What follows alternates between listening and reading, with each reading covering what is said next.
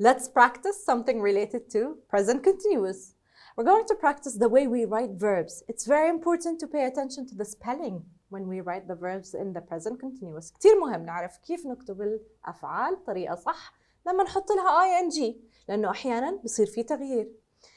Let's check this exercise. We're going to complete the following email in the present continuous using the correct spelling of the verbs in brackets اللي بين الأقواس. خلينا نقرأ الرسالة.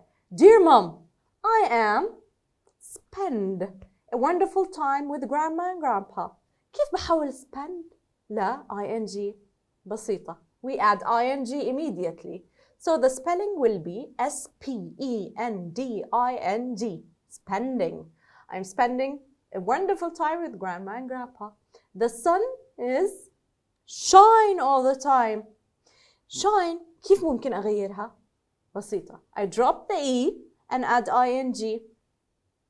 So my cousins and I are tie a rope to the boat to pull it to the sea. Tie, it's a tricky one. شو بعمل؟ I drop the E, I change the I to Y.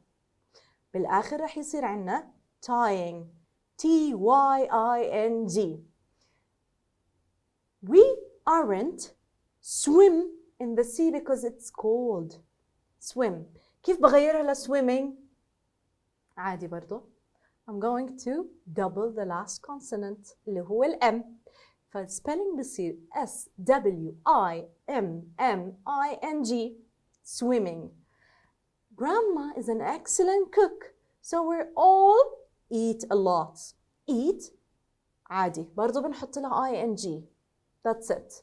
Eating. So we're all eating a lot. I promise you I would write every day.